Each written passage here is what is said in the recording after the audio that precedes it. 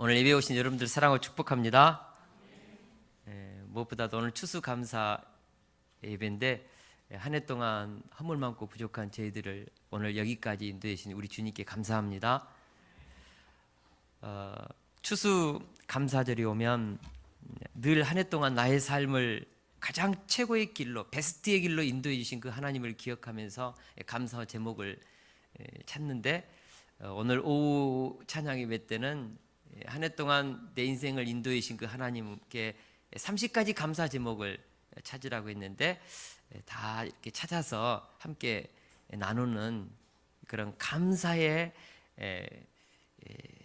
제사가 풍성한 시간을 갖기를 원합니다. 저도 한 해 동안 인도하신 그 하나님의 은혜를 생각하면서 감사 제목 30가지를 찾았는데, 그 중에 10가지만 같이 나누고자 합니다. 대안학교를 시작할 수 있는 길을 열어주셔서 감사합니다. 대안학교를 함부로 하지 못하거든요. 근데 우리에게 대안학교를 할 수 있는 길을 열어주셨고, 너무나도 좋은 그런 길들을 하나님이 열어주셨습니다. 내년부터 시작하게 하시면 감사하고요. 또 좋은 사택으로 이사할 수 있게 해주시고, 사택 3층을 교회학교 공간으로 리모델링해서 우리 아이들에게 선물해 주심을 감사합니다. 아이들이 사택 3층에서 지금 이제 이 우리 아동부 공간에서 들려오는 그 아이들의 웃음소리를 들으면 얼마나 감사하고 행복합니까? 그런 공간을 또 주셨습니다. 또 학가다를 시작하게 해주시고, 온 성도님들이 말씀을 삶의 중심에 두게 해주심을 감사합니다. 또 우리 박경옥 권사님이 폐암 중에서도 견딜 수 있는 건강을 주셔서 감사합니다. 우리 권사님이 작년 12월에 폐암 4기 진단받고 다 겨울옷을 다 이렇게 정리를 했어요. 근데 하나님께서 붙잡아 주시고 은혜를 주셔서 너무너무 건강하게 견딜 수 있도록 해주신 하나님께 너무너무 감사했습니다. 5번째로 교회에서 파송한 키르기스탄의 선교지 방문하게 해주시고, 이군산 선교사님의 선교 사역을 이해할 수 있도록 해주셔서 감사합니다. 멀리서 기도하는 것과 직접 가서 보니까 우리 이군산 선교사님의 선교 현지에서 이루어지는 일들이 얼마나 가슴에 와닿는지, 앞으로 어떻게 함께 선교지를 우리가 섬기고 해야 할지 기도 제목을 찾게 해주셨습니다. 또 6번째로 막내 동생 김옥하 집사님 가정이 강주로 이사 오게 해주시고 유방암 치료의 길을 열어주셔서 감사합니다. 그리고 7번째로 우리 최선희 사모님이 옆에서 건강을 잘 유지하면서 지혜롭게 잘 동역해 주심을 감사합니다. 최선희 씨 없으면 저는 아무것도 못하는데 옆에서 얼마나 잘 이렇게 동역해 주시고, 또 한 걸음 한 걸음 지혜를 옆에서 조언해 주는지 너무 감사했습니다. 또 8번째로 인지치유 공부와 공감소통 대화법 공부를 통하여 내 감정을 조절하고 상대방의 마음을 읽을 수 있는 민감함을 찾게 해주셔서 감사합니다. 제가 시골에서 자랐지만 참 감정이 이렇게 죽어버렸거든요. 그래서 다른 사람의 그 감정을 잘 읽지를 못해요. 그래서 많이 주변의 사람들에게 상처를 주고 했었는데, 인지치유와 공감소통 대화법을 통하여서 내 주제 감정을 찾게 되고, 내가 왜 이렇게 반응하는가, 왜 상대방의 감정을 이렇게 내가 잘 읽지를 못하는가 깨닫고 감성을 회복할 수 있는 그런 은혜를 하나님께서 주셨습니다. 물론 다 하는 것은 아니지만 그런 감성들이 열리고, 또 상대방의 감정을 읽을 수 있는 그런 눈이 열렸습니다. 얼마나 감사한지 모릅니다. 그리고 내 감정 조절할 수 있는 힘도 생기고요. 9번째로 바울이가 모로코 단기 선교사로 살게 해주시고, 다니엘이 25사단 신교대 조교로 근무할 수 있게 해주신 감사합니다. 또 21일 금식기도 통해서 식생활 개선하게 해주시고, 위에 용정이 사라졌거든요. 그리고 안에는 그 자궁에 있는 근육 그 종양 같은 거 있잖아요. 그것이 또 사라졌다고 해서 전리품으로 하나님이 주셨습니다. 이런 것들 너무 감사했습니다. 한 해를 돌아보면서 가만히 감사 제목을 찾아보니까 100가지 이상도 찾아내겠더라고요. 아니 1000가지도 하나님께 찾아 올릴 수 있는 그런 감사들이 내 가슴에 풍성하고 부요하게 생겼습니다. 개척한 지 연수를 계산해 보니까 벌써 올해로 8년째인데 어려움도 많았지만 감사 제목이 얼마나 풍성하고 부유하게 많았는지 하나님께 정말 감사하고 또 감사하는 시간을 갖게 되었습니다. 누군가가 이런 말을 했습니다. 감사할 줄 아는 사람은 사람다운 사람입니다. 감사가 늘어가는 사람은 성장하는 사람입니다. 그러나 범사에 감사하는 사람은 하나님의 사람입니다. 굉장히 가슴에 와닿지요. 동물은 감사가 없습니다. 본능적으로 반응합니다. 사람만이 자신에게 주어진 어떤 은혜에 대해서 감사로 보답할 수 있는 존재는 사람뿐입니다. 그래서 감사할 줄 알고 감사를 입으로 선포할 수 있는 사람은 사람다운 사람이죠. 그리고 감사가 늘어가는 사람은 성장하고 있는 사람이고, 모든 환경에서, 심지어는 고통과 아픔의 상황 속에서도 감사할 수 있는 사람은 하나님의 자녀입니다. 하나님의 사람입니다. 할렐루야. 데살로니가전서 5장 16, 18절에 보니까 항상 기뻐하라, 쉬지 말고 기도하라, 범사에 감사하라. 이것이 그리스도 예수 안에서 너희를 향하신 하나님의 뜻이다. 우리가 모든 상황에서, 여기서 범사라는 것은 in all circumstances, 모든 상황, 환경에서입니다. 모든 환경에서 감사해라. 하나님의 뜻이다. 하나님은 우리가 모든 환경에서 감사하기를 원하십니다. 우리가 어떻게 하면 범사에 감사하는 마음을 가지고 살 수 있을까? 오늘 시편 136편 1절에서 3절 말씀을 깊이 있게 묵상하면 그 해답을 얻을 수 있습니다. 우리 다 같이 1절에서 3절을 한 목소리로 읽겠습니다. 시작. 여호와께 감사하라. 그는 선하시며 그 인자하심이 영원하미로다. 신들 중에 뛰어난 하나님께 감사하라. 그 인자하심이 영원하미로다. 주들 중에 뛰어난 주께 감사하라. 그 인자하심이 영원하미로다. 아멘. 여기서 보면 여호와의 세 가지 이름이 나옵니다. 첫 번째가 바로 여호와께 감사하라. 여호와 하나님이죠. 두 번째는 신들 중에 뛰어난 하나님. 이때 이 하나님은 히브리 원어로 엘로힘입니다. 엘로힘, 전능하신 하나님, 전능한 그 뜻입니다. 전능한 하나님. 그리고 3절에서 나오는 주들 중에 뛰어난 주. 이때 주는 아도나이입니다. 히브리어로 아도나이거든요. 그러니까 우리나라 개역 성경에는 주로 번역했는데 아도나이죠. 그러니까 우리가 이 136편 1절에서 3절에 나오는 하나님의 이름을 우리가 깊이 있게 묵상하면 그 하나님께 우리가 뭐 할 수 있습니까? 범사에 감사할 수 있습니다. 할렐루야.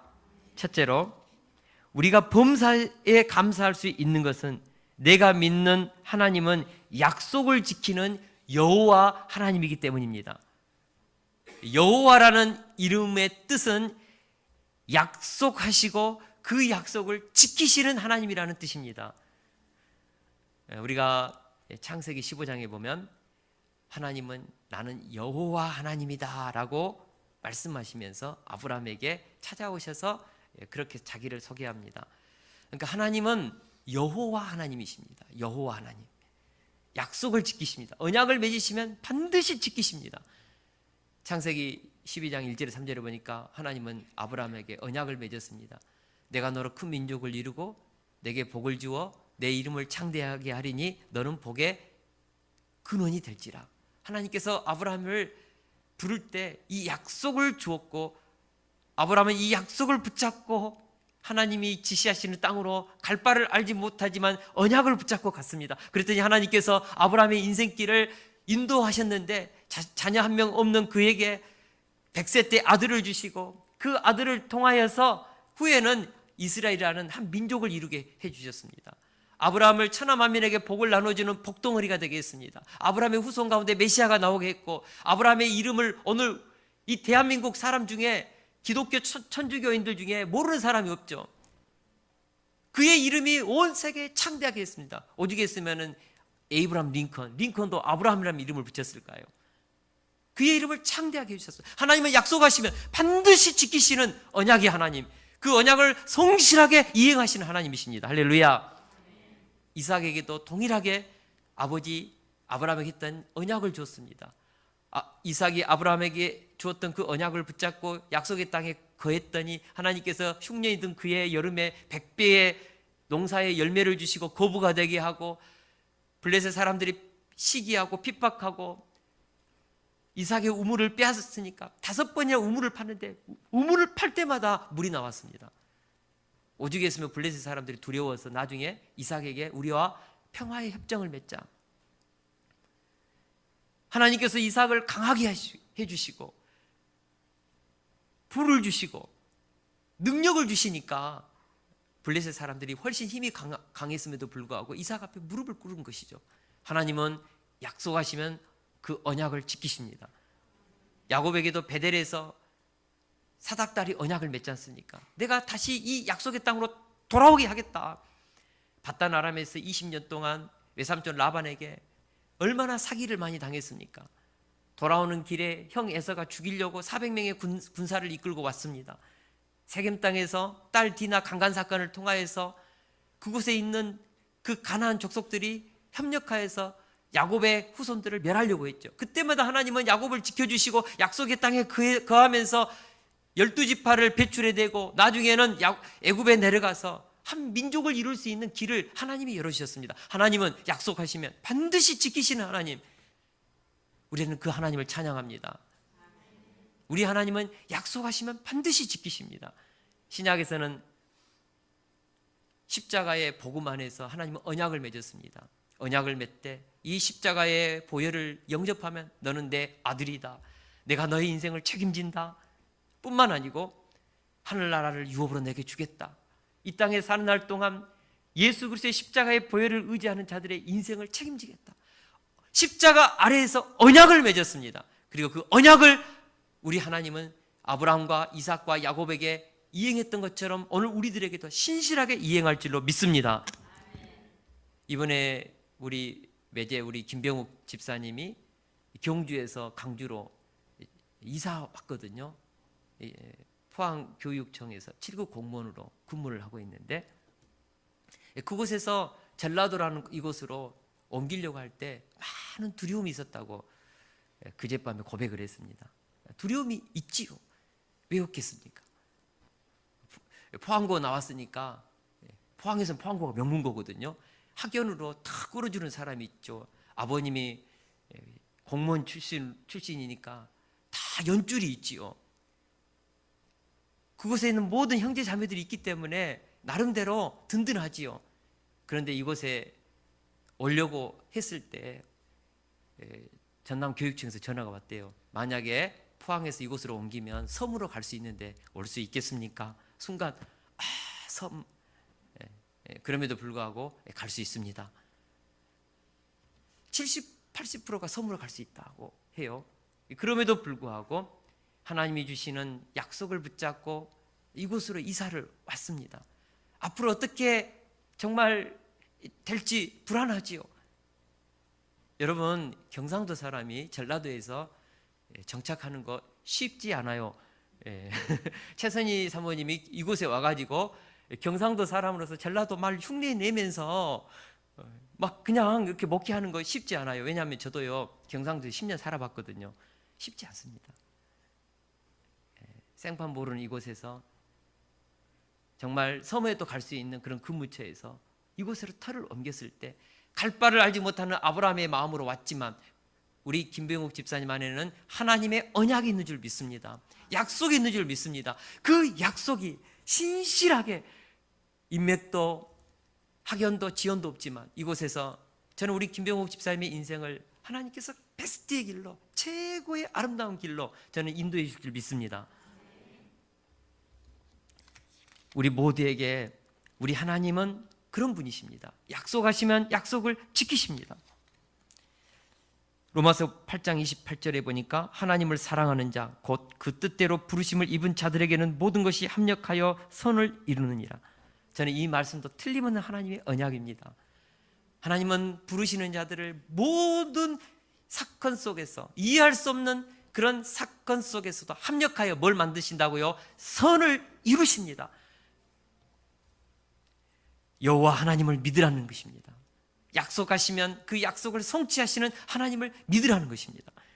예수님은 이 하나님을 우리에게 믿도록 이렇게 부탁하셨습니다. 그러므로 염려하여 이르기를 무엇을 먹을까, 무엇을 마실까, 무엇을 입을까 하지 말라. 이는 다 이방인들이 구하는 것이라.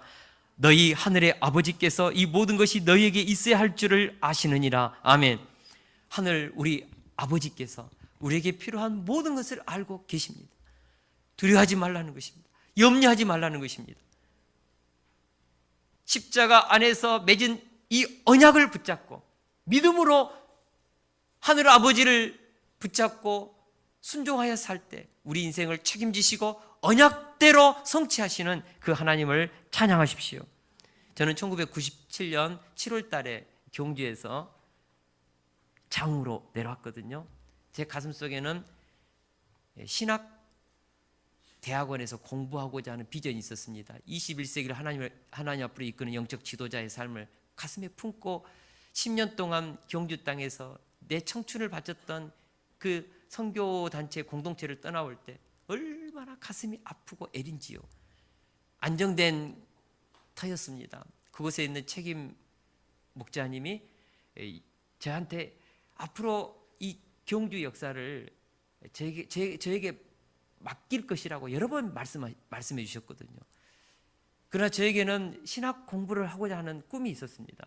그걸 가지고 사랑하는 그 공동체를 떠나서 경주에서 88고속도를 타고 강주까지 오는데 얼마나 많이 울었던지 눈물이 앞을 가리니까요. 운전을 못해서 오다가 쉬고 또 운전하다가 또 쉬고 또 운전하다가 쉬고 그러면서 정말 경주에서 강주까지 내내 울면서 왔거든요.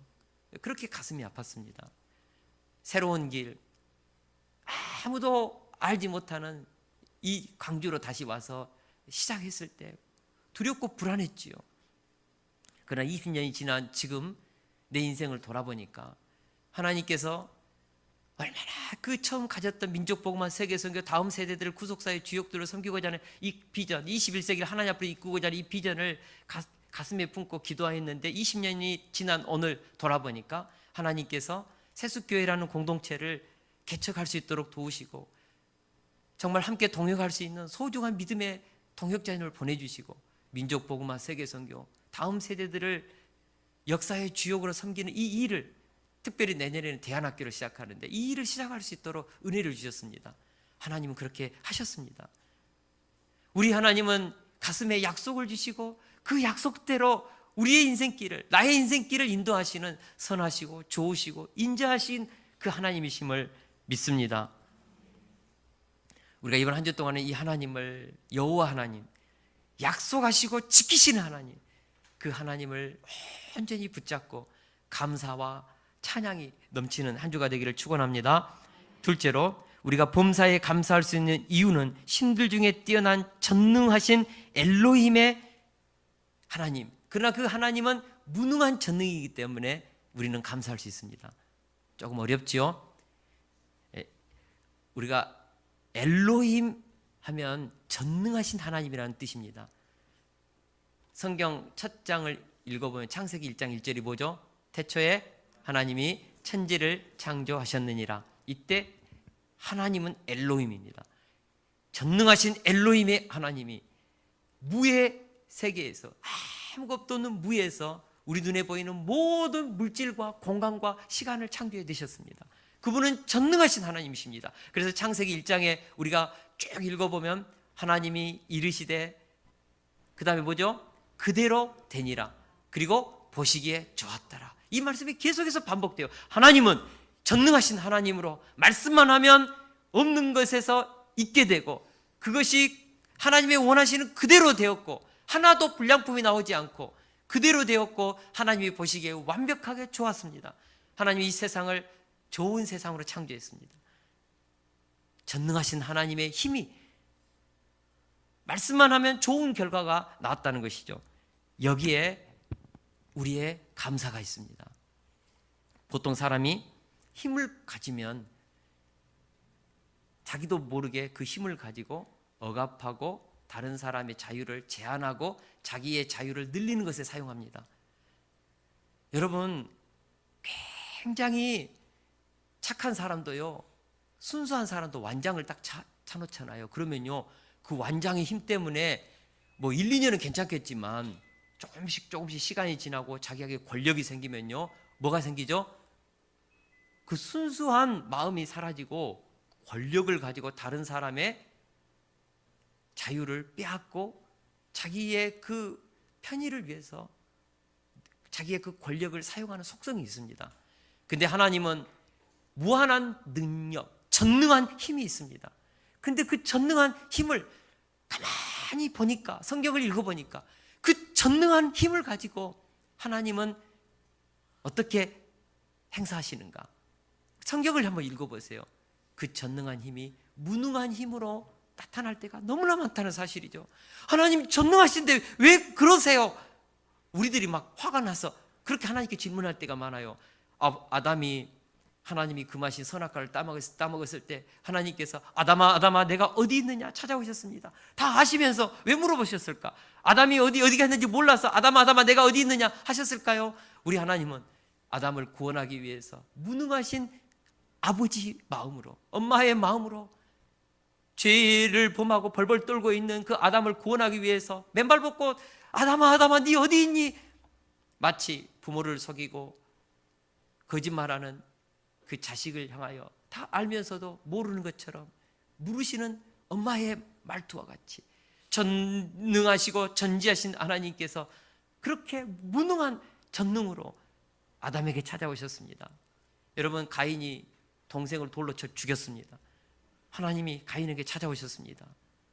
가인아, 네 동생 어디 있니? 하나님, 내가 내 동생을 지키는 자입니까? 하나님께서 다 하시면서 가인에게 네 아우가 어디 있냐고 물으셨습니다. 무능한 전능으로, 무능하신 모습으로 가인에게 찾아오셨죠. 그리고 그 가인도 어찌하든지 죄에서, 살인의 그 눌림에서 구원하고자 하나님께서 얼마나 애썼습니까? 성경을 읽어보면 우리 하나님은 전능하신 하나님이신데 십자가에 매달리시는 무능하신 하나님으로 우리에게 나타나시는 것이죠. 이 하나님을 우리가 바라볼 때 우리에게는 감사가 있는 것입니다. 왜냐하면 전능하신 하나님의 이 힘을, 생명을 구원하고 어찌하든지 생명을 살리는 데 쓰시기 때문입니다. 심판하는 데 쓰시는 것이 아니고 생명을 살리는 일에 이 모든 전능의 힘을 쏟으시는 무능하신 전능의 하나님, 이 하나님을 우리가 깨달을 때 우리는 감사할 수 있습니다. 제가 목요일 밤에 샘 워싱턴이 주연한 오두막이라는 영화를 보았습니다. 윌리엄 폴 영이 쓴 소설 오두막이라는 이 소설을 원작으로 해서 그린 영화인데, 혹시 이 영화 보신 분 있습니까? 와, 정민성도님 봤네요. 오, 맞네요. 몇 분 계시네요. 제가 그 영화를 보면서 새벽 2시까지 봤거든요. 가슴이 애리더라고요. 이 영화를 보면서. 주인공 샘 워싱턴은 어렸을 때 아버지 폭력 속에 자랐고 비 오는 날 밤새도록 아버지로부터 맞았어요. 엄마를 굿하고 폭력하는 그 아버지를 어느 날 예배 시간에 목사님 앞에서 다 고백을 했거든요. 아버지 얼굴이 울그락불그락했죠. 그것 때문에 밤새도록 맞고 그 어린 마음에, 엄마를 지켜주고자 하는 마음에 아빠가 마시는 술에 제초제, 그러니까 독약을 타고 사라져요. 어떻게 됐는지 물론 영화는 설명을 하지 않지만 그 이후부터 그 눌림 속에서, 어렸을 때 아빠로부터 당했던 그 쿠타의 상처 속에서 가정을 이루지만 좋은 아내를 맞아서 교회 다니는 아내, 늘 하나님을 아빠라 파파라 부르는 그 아내와 함께 살지만 하나님을 감히 아버지라, 좋으신 하나님을 부를 수가 없습니다. 아버지만 생각하면 그 하나님은 심판하시는 하나님, 진노의 하나님, 무서운 하나님. 찬양할 때도 하나님을 찬양할 수 없었습니다. 어느 날 아내는 세미나 가고 이분은 자녀들을 데리고, 세 자녀를 데리고 호숫가에 여행을 가거든요. 근데 바로 그곳에서 잠시 한눈을 판 사이에 유괴범, 연쇄살인범이고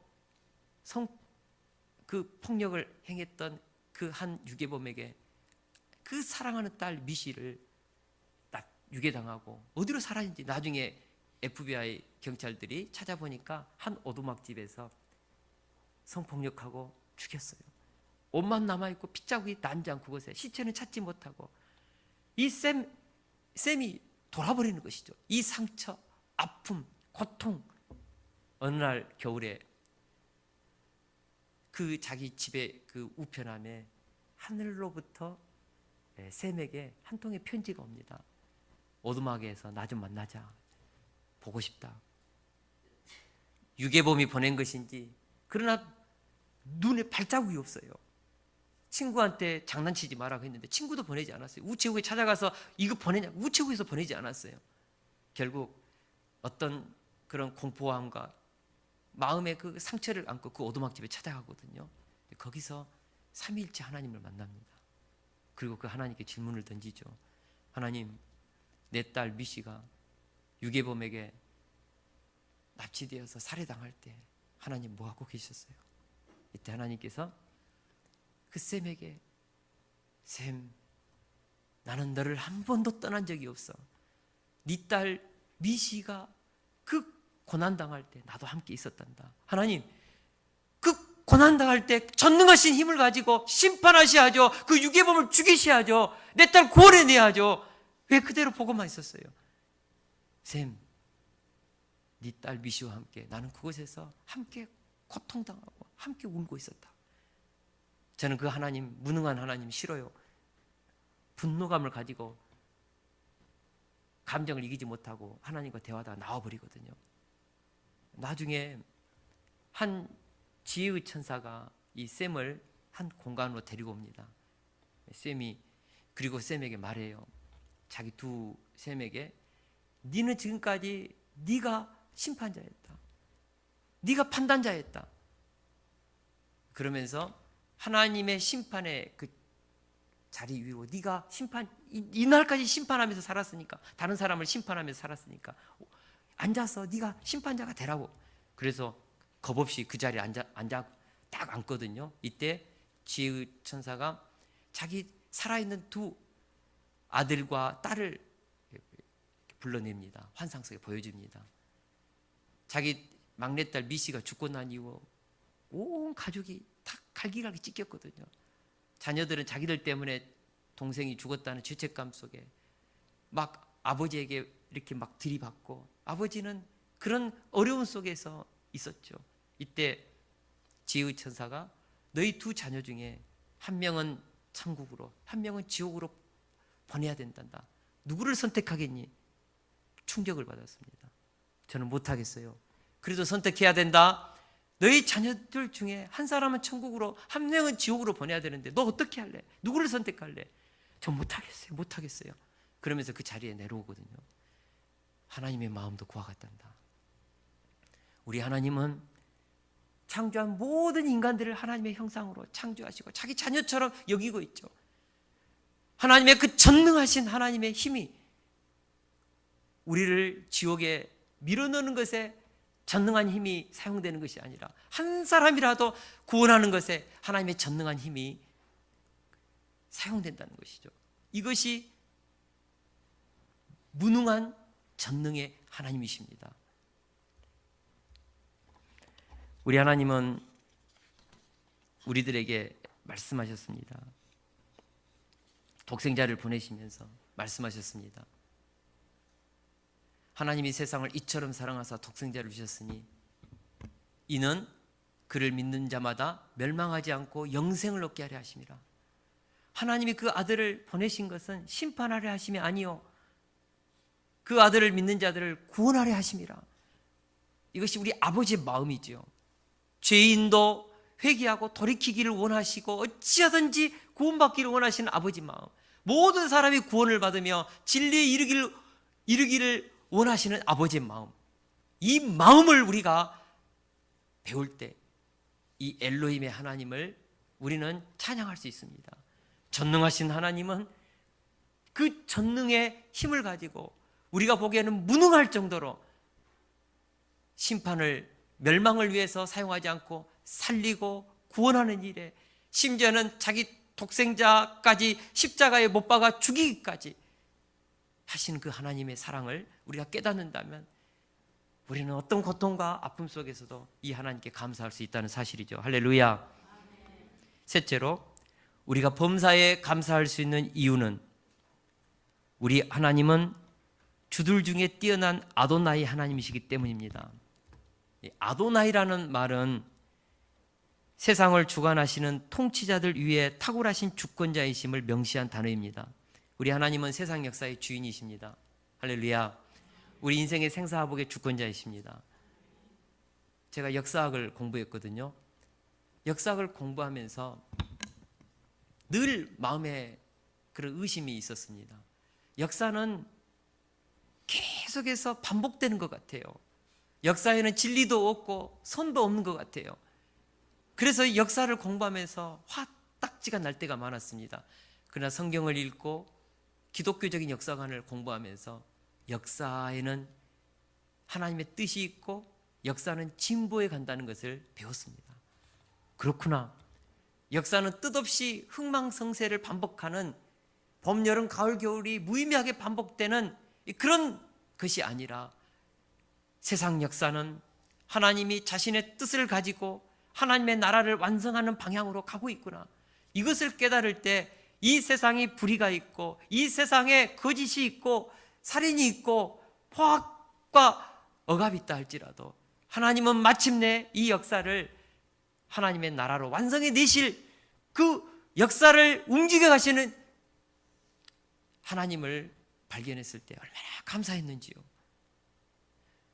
우리가 19세기 말 우리 대한민국이요, 일제강점기로 들어갑니다. 주권을 빼앗기고 1910년에 한일합방 당하고 얼마나 서러움과 아픔을 많이 당했습니까? 그 상처가 지금 위안부 할머니들 가슴속에 있고 착취당한 우리 민족의 그 어른들의 가슴속에 생생하게 박힌 상처들이 있지 않습니까? 나라를 찾아서도 부패 정권으로 인하여서 4.19 혁명이 일어나고 5.16 쿠데타로 군부 정권이 들어서서 자유를 억압하고 그 억압 속에서 항쟁하면서 우리 강주의 아픔 5.18이 터지고 그런 역사 속에서 우리는 때로는 정말 이 역사 속에 과연 하나님은 살아계신가? 우리에게 그런 의문이 있지 않습니까? 그러나 우리 한국 역사 속에서도 요즘 문재인 정부 속에서 자유민주주의가 그래도 아름답게 어느 정도 시행되어 가고 있는 모습을 우리는 보면서 아, 역사는 진보하고 있구나. 물론 완벽한 자유주의는 이 땅에서 성취되지 않겠지만 하나님은 마침내 때가 되면 하나님의 나라를 저는 완성해 낼 줄로 믿습니다. 계시록 11장 15절에 보니까 세상 나라가 우리 주와 그의 그리스도의 나라가 되어 그가 세세토록 왕노릇 하리로다고 했습니다. 여러분, 이 세상 나라가 주의 나라가 됩니다. 그의 나라가 됩니다. 그리고 우리 주님이 오셔서 세세토록 왕노릇 하실 것입니다. 우리는 이 하나님을 바라보는 것이죠. 할렐루야. 그럴 때 우리는 이곳에서 어떤 어려움과 고난과 아픔 속에서도 완성될 그 하나님의 나라를 소망하고 사모하면서 우리는 희망 중에 감사하며 아도나이의 하나님, 세상의 모든 통치자들 위에 통치하시는 하나님, 김정은의 통치 위에 하나님의 통치가 있다는 사실, 시진핑의 통치 위에 하나님의 통치, 트럼프의 그 통치 위에 하나님의 통치가 있다는 것, 이 통치를 우리가 믿을 때, 선하신 하나님의 주권의 통치를 믿을 때, 그리고 때가 되면 하나님의 나라를 완성하실 우리 주님이 오셔서 새하늘 새 땅을 만드시고 하나님의 나라를 완성하시고 세세토록 왕노를 하실 그 나라가 오고 있음을 믿을 때 우리는 어떤 환경에서도 감사할 수 있음을 믿습니다. 요즘 우리 교회 비전을 품으면서 민족복음화 세계선교 다음 세대들을 구속사의 주역들을 세우는 이 일에 우리가 쓰임받으면서 이 사명을 가지고 함께 달리면서 저는 우리의 미래는 밝고 환하다고 믿습니다. 왜냐하면 선하시며 인자하신 여호와 하나님이 약속하신 대로 성실하게 우리와 함께하고 계시고 신들 중에 뛰어난 엘로힘의 하나님이 우리를 전능한 사랑의 힘으로 이끌고 계시며 아도나이의 하나님이 절대 손으로 우리를 통치하고 계시면서 마침내 그의 나라를 완성하는 날이 오고 있기 때문에 우리는 모든 환경에서 범사에 감사할 수 있음을 믿습니다. 여러분, 모든 환경에서 감사합시다. 세계적인 신학자요 설교가의 매튜 헨리가 어느 날 밤 강도를 만났습니다. 귀가 중이던 그를 덮친 강도가 얼마나 구타하고 피가 철철 넘치도록 때렸고 몸에 지닌 모든 돈과 물품을 다 빼앗아갔습니다. 세계적인 신학자요 매튜 헨리가 주석도 썼거든요. 굉장한 인품을 가진 분이십니다. 근데 그분이 강도에게 만나가지고 그렇게 모욕을 당하고 피가 맞도록 구타당했을 때 얼마나 가슴이 아팠을까요? 근데 그분이 집에 돌아와가지고 그렇게 기도했다고 그래요. 무릎 꿇고 하나님께, 하나님, 내가 강도당한 입장인 것을 감사합니다. 강도가 아니고 강도당한 입장인 것을 감사합니다. 돈을 빼앗겼으나 생명을 빼앗기지 않았으니 감사합니다. 나를 괴롭힌 그 강도를 위해 기도할 수 있으니 감사합니다. 그가 다시는 강도로 살지 않도록 하옵소서. 그렇게 기도했다고 해요. 저는 우리 그리스도인들의 기도가 이런 기도가 되기를 원합니다. 존 밀러가 했던 말입니다. 우리 같이 한번 읽어보겠습니다. 시작. 사람이 얼마나 행복한가는 그의 감사의 깊이에 달려있다. 아멘. 와, 행복의 그 사람이 얼마나 행복한가, 그것은 감사의 깊이에 달려있다. 감사의 넓이에 만큼 행복은 넓어지고 감사의 높이만큼 행복은 높아지는 것이죠. 여러분, 우리 인간은요, 감사하는 것만큼 우리는 행복을 누릴 수 있습니다. 돈이 많아서가 아니고, 시험을 잘 봐서가 아니고, 좋은 직장에 취직해서가 아니고, 내 자녀가 잘 돼서가 아니고, 우리가 감사할 수 있는 깊이만큼, 감사할 수 있는 넓이만큼, 감사할 수 있는 높이만큼 우리는 행복의 깊이와 넓이와 높이가 이루어진다고 믿습니다. 이 시간에는 우리 한 영상을 시청하면서 감사가 땅에 떨어지지 않게 하는 그런 결단을 우리 모두가 하는 한 주가 되기를 원합니다. 우리 영상 하나 보시겠습니다.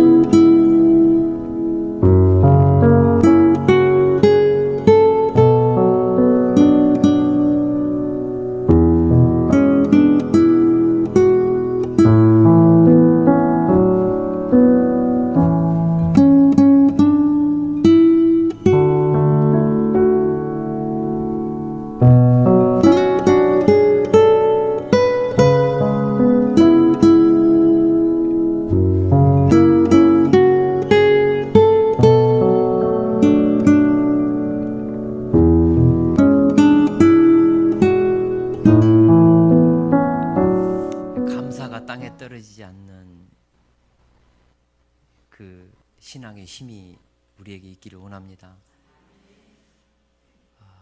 아무리 실패가 있고 시련이 있어도 우리에게 있는 것이 있거든요. 감사는 바로 그 있는 것을 보게 합니다. 어떤 시련 가운데서도 나와 함께 하시는 주님을 볼 수 있는 영안이 열리면 그 속에서도 무리를 걷게 하시는 그 하나님의 능력을 우리는 체험할 수 있습니다.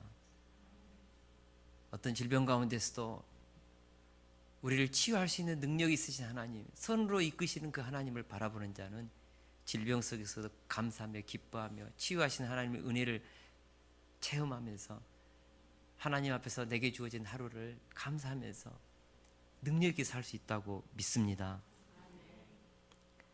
스펄전 목사님이 했던 말입니다. 촛불을 보고 감사하면 전등불을 주시고, 전등불을 보고 감사하면 달빛을 주시고, 달빛을 보고 감사하면 햇빛을 주시고, 햇빛을 보고 감사하면 천국을 주신다. 감사가 천국을 낳는 것이죠. 여러분, 감사가 천국을 낳습니다. 감사하면 내 삶의 현장이 그 어디나 천국이 됩니다. 할렐루야. 이 시간에는 우리 김성배 집사님 나와서 우리 간증하는, 학가다 간증하는 시간 갖겠습니다. 사실 시작 전에 해야 되는데 오다가 교통사고 나가지고 나와주시기 바랍니다. 예.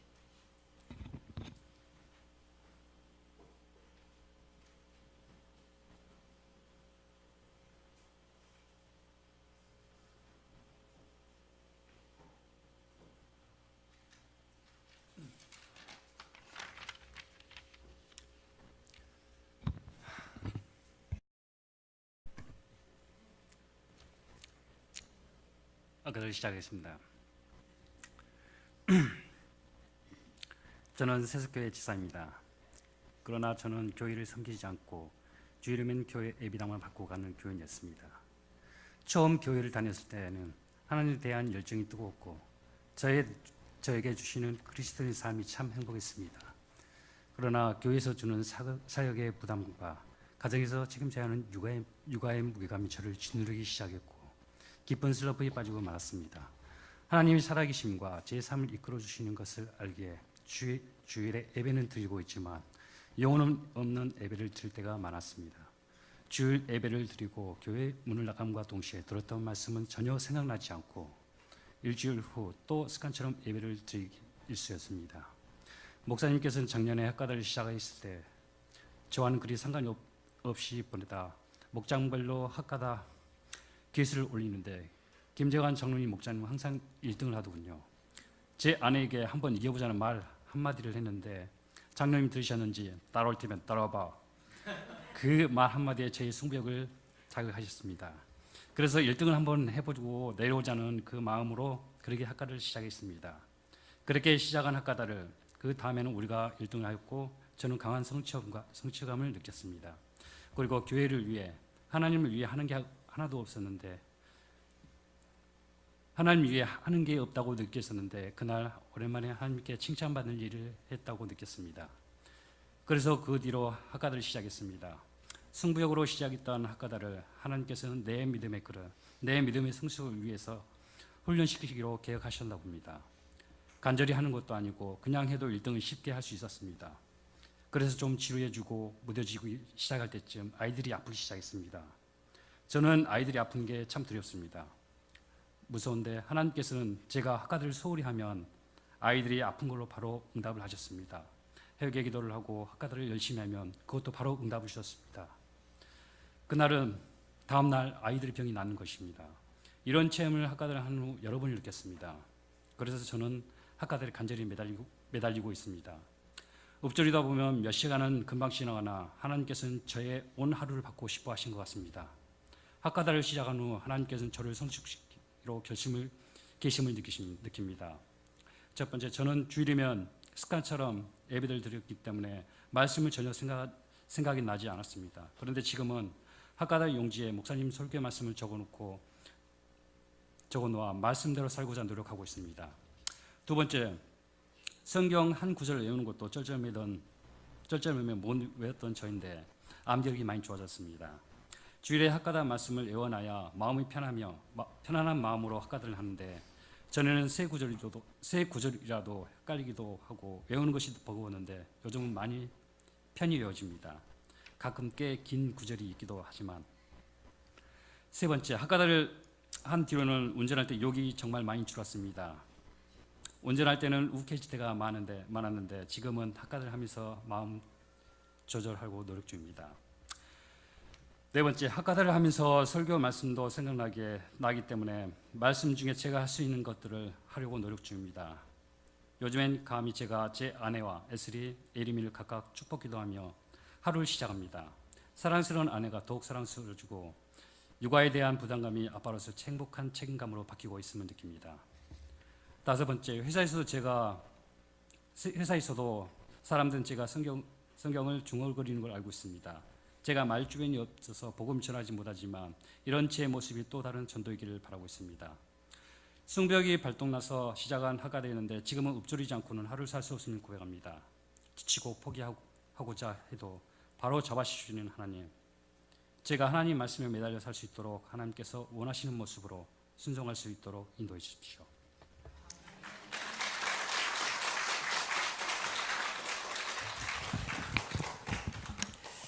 학가들을 통하여서 그의 삶에 변화가 일어나고 또 감사가 일어나고 또 하나님과 동행하면서 승리해 나가는 우리 송배 집사님 보니까 너무 감사가 되고 도전이 되고 한 달 계수를 해보니까 심지어는 10만 번 할 때도 있더라고요. 그래서 정말 그 말씀을 읊조리면서 하나님과 동행하는 일에 정말 하루하루를 정말 목숨을 걸다시피 하면서 동행하는 우리 송배 집사님의 인생 가운데 기적이 일어나기를 원하고 하나님이 채워주시는 은혜가 날마다 그 삶 가운데 풍성하고 부유해지기를 원합니다. 이번 한 주 동안 우리가 여호와께 감사하라 했는데 우리의 감사가 입에서 땅에 떨어지지 않고 24시간 동안 하나님이 그 기대감 때문에 사랑 때문에 감사가 계속해서 선포되어지는 학가다 하면서 여호와를 찬양하면서 기뻐하면서 감사하는 역사가 이번 한 주 동안 내내 있기를 원합니다. 우리